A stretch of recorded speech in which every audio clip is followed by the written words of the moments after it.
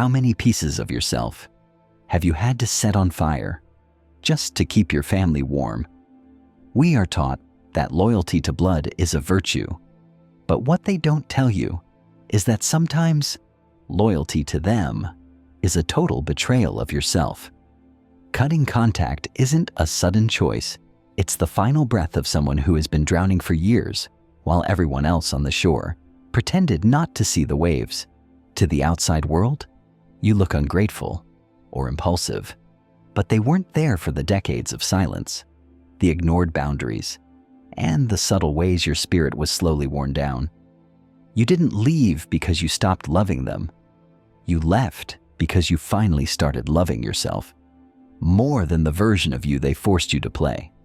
It wasn't a tantrum, and it wasn't a mistake. It was a funeral for a relationship that never actually existed. No one walks away from a home that feels like a sanctuary. They walk away from a war zone. You are allowed to choose peace over history.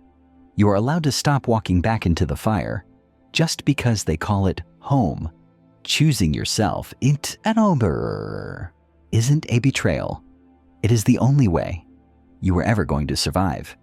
Beneath the silence of every no-contact decision lies a story of erosion. It is the slow, quiet, almost invisible wearing down of a human soul. For years, the relationship looks normal from the outside. Birthdays are celebrated, holidays are endured, smiles appear in photos. But beneath the surface, something is breaking, layer by layer. This is what psychologists call microtrauma. It's the subtle criticism disguised as concern, the boundary that gets pushed just a little further each year, the dismissive tone that tells you your feelings don't matter. Individually, these moments seem minor, but together, they create a psychological climate that is impossible to survive. Your body begins to respond before your mind does. You tense before the phone rings.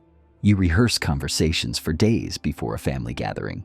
You shrink parts of yourself just to keep the peace.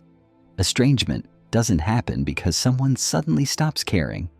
It happens because they have finally run out of capacity, out of energy, and out of hope. Before the break comes the exhaustion, and before the exhaustion comes years of being slowly worn down. This is the volcano effect. A volcanic eruption looks sudden only to those who weren't paying attention to the pressure building beneath the surface. Lava doesn't appear overnight.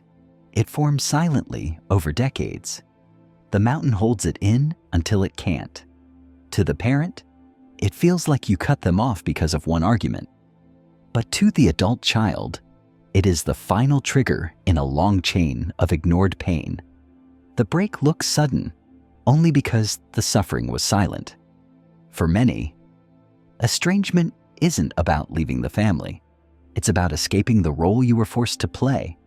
In dysfunctional systems, identity is assigned, not discovered. You were either the golden child, the extension of their ego, or the scapegoat, the one blamed for tension you didn't create, or the invisible child who survived by disappearing. None of these roles allow you to be a whole human. When you finally step out of the role, you become a threat. And when you reclaim yourself, you are punished for it. Some wounds bleed, others don't. Emotional neglect is quiet. It leaves no bruises, no scenes, no clear moment you can point to.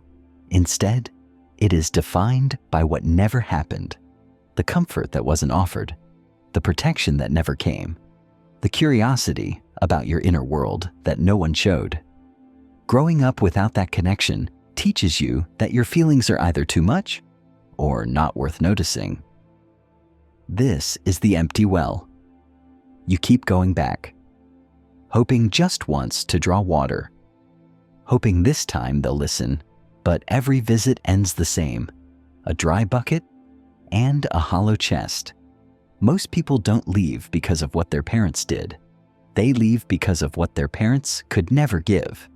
Estrangement is the realization that you cannot change them, but you can protect yourself. It is the moment you stop thirsting for a kind of love that has never been there. There is a unique kind of mourning that follows. It's called ambiguous loss. It happens when the person you're grieving is still alive, yet emotionally unreachable. You're grieving not only the relationship you lost, but the relationship you never had. The version of a parent who might have protected you, understood you, or loved you without conditions. Letting go of that imagined parent feels like losing them twice. Then come the holidays, Thanksgiving tables with an empty seat,